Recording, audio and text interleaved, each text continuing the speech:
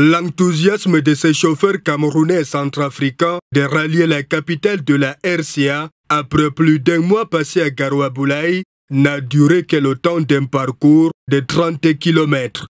Leur convoi transportant essentiellement des vivres et des matériels de la MINUSCA a fait l'objet d'une attaque des rebelles hostiles au pouvoir de Bangui. Les casques bleus qui assuraient l'escorte riposte et les hors-la-loi prennent la clé des champs, non sans cribler de balles plusieurs chauffeurs, dont 2 Camerounais. Les blessés transportés aussitôt via l'hélicoptère des Nations Unies à l'hôpital de Bouar où ils continuent de recevoir des soins. Le gouvernement centrafricain, à travers un communiqué signé le lendemain du drame par son ministre des Transports et de l'Aviation civile, Arnaud Djoubaye Abazane, condamne l'acte barbare et odieux, témoigne sa solidarité aux victimes et rassure les usagers du tronçon Garoua-Boulaye-Bangui-Garoua-Boulaye de sa volonté de mettre tout en œuvre pour assurer leur sécurité avec le concours de ses partenaires bilatéraux et multilatéraux. Mais en attendant, chauffeurs et convoyeurs sont partagés entre peur et panique. Selon les informations recueillies auprès de certains responsables des organisations syndicales, des transporteurs et camionneurs, une dizaine de camions gros porteurs sur les 30 qui ont pris la destination de Bangui le 18 janvier dernier ont fait demi-tour.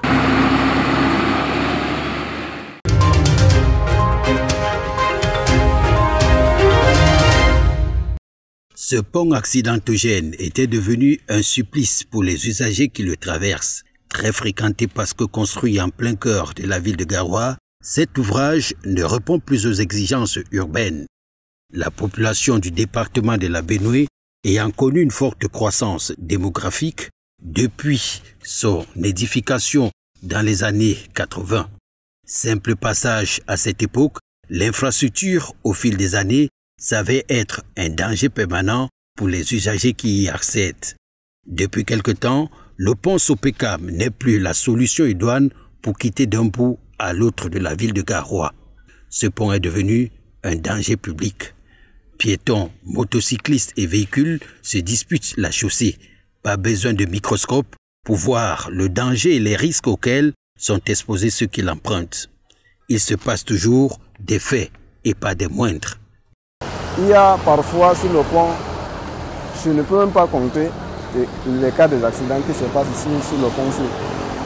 C'est un petit pont, il y a des passages que parfois il y a le taximan qui vient, il veut doubler le véhicule sur le pont, or le pont est trop petit. Quand nous sommes là en train de voir ce qui se passe, à ce niveau nous exhortons maintenant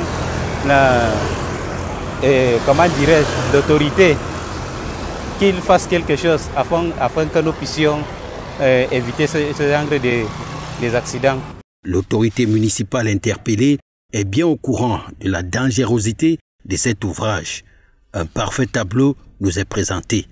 Dès que je suis arrivé, je fais le constat, et d'ailleurs c'est un constat que j'ai fait avant que je ne sois maire, des accidents qui sont fréquents à ce niveau, surtout que il y a beaucoup d'élèves du lycée classique, du lycée bilingue, qui sortent à des heures de pointe, notamment, n'est-ce pas, 7h, 7h30 ou alors 15h, 15h30.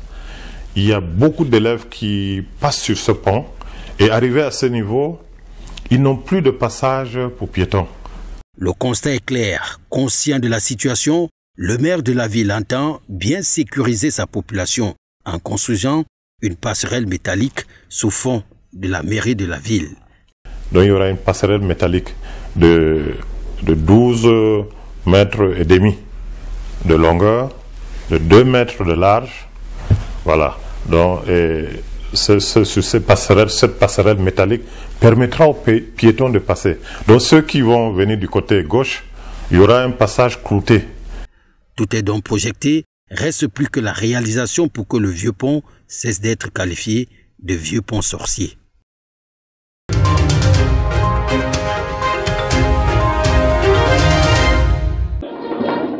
Appelé à d'autres fonctions, après 8 années de loyaux services, à la tête du département de l'Océan, Antoine Bissaga cède son fauteuil à Nuhu Bello. On behalf of the President of the Republic, and by virtue of the presidential decree that has just been read out, this is your new senior divisional officer.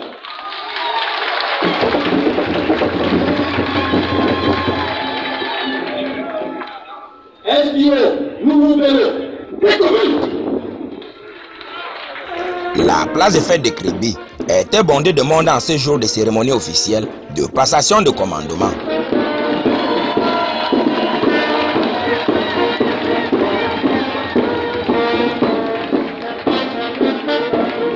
À 49 ans, l'ancien préfet du département du Mbiri, région de la Damawa, devra user de sa longue expérience pour poursuivre le développement de ces pôles touristiques et économiques en résistant aux vagues politiques qui font sa particularité, l'a rappelé le gouverneur Félix Ngelengele. Toute chose qui ne saurait être possible dans le désordre et l'insécurité. Nous lui avons recommandé d'assurer l'ordre, la sécurité dans cette ville et dans cette circonscription. Vous savez l'importance que revêt Kribi aujourd'hui. Kribi devient de plus en plus la troisième ville économique du pays. Donc tous les investissements, publics comme privés, qui se font ici, doivent avoir pour garantie l'ordre et la sécurité. L'administrateur civil principal, lauréat de l'ENAM et digne fils du département du Mayo-Kani, dans la région de l'extrême nord, saura sans doute compter sur les populations locales et même d'ailleurs pour mener à bien cette mission au vu de la mobilisation qui a marqué cette installation. Le bisou de son épouse et de nombreux cadeaux venus de part et d'autre ont clôturé la cérémonie, embellie par la traditionnelle parade militaire.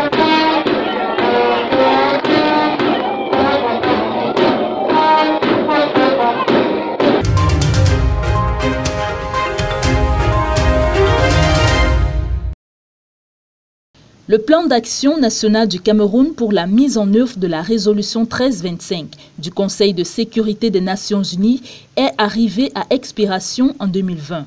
Une évaluation de la contribution des organisations de la société civile camerounaise au dit plan révèle une invisibilité et une inefficacité des mécanismes malgré une participation active, cohérente et conséquente, ainsi qu'une décentralisation de la résolution dans les 360 communes d'arrondissement.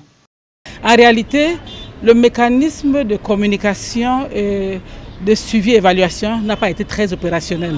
Beaucoup d'acteurs sur le terrain ont souhaité véritablement contribuer, mais ce n'était pas très clair. Nous souhaitons véritablement qu'avec le nouveau plan, que le mécanisme, comment est-ce que les gens peuvent contribuer de leur localité respective, ça doit être clair. Les gens doivent savoir comment contribuer à ce plan d'action national-là. Une revue du plan s'impose donc avec la définition d'une meilleure approche de terrain.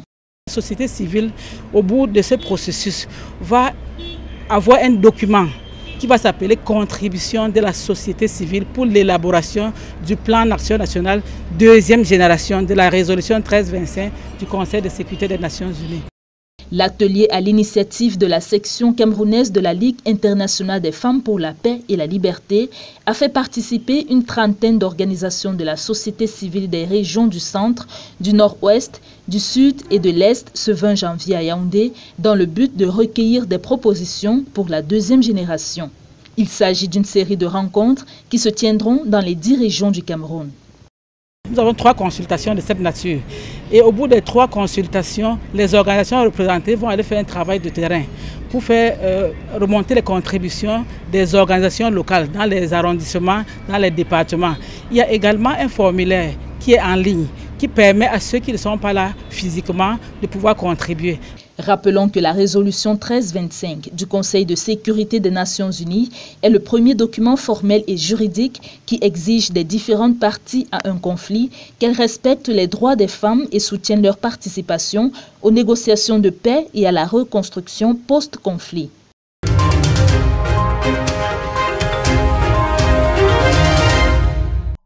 Encastrées dans la politique nationale du genre, les filles du soleil levant, issues des 33 communes de la région de l'Est, viennent de voir leurs efforts dans les études récompensés par l'élite locale. Elles sont 60 au total, toutes élèves au primaire, sacrés meilleurs de leur arrondissement, du département, puis de la région. Cet encouragement consiste, déjà, comme je l'ai dit, à les inscrire d'abord à l'école, à les maintenir et à permettre qu'ils achèvent le cycle primaire. Donc, en d'autres termes, c'est une politique qui encourage l'admission, la rétention et l'achèvement du cycle primaire par les petites filles. Les primes offertes par les pouvoirs publics aux meilleures élèves filles s'élèvent à 125 000 francs CFA pour les premières d'arrondissement, 180 000 francs CFA pour les premières de chaque département et 225 000 francs CFA pour l'ensemble de la région dans toutes catégories confondues. En ce jour, je suis très content pour le prix que j'ai reçu. Merci au président de la République. Et je suis très fière d'avoir reçu ces cadeaux. J'ai été primée de l'arrondissement, du département et aussi de la région. Les parents d'élèves venus accompagner leurs enfants à cette cérémonie de récompense ne cachent guère leur satisfaction et leur enthousiasme. Elle a obtenu 2 prix et ceci me va droit au cœur. Ça me donne plus de courage à ainsi mon enfant à prendre des répétiteurs pour qu'elle aille de l'avant. Rappelons que cette initiative du gouvernement camerounais vise à repousser les différentes barrières de l'éducation de la jeune fille. Et ceci s'étend dans tout le territoire national.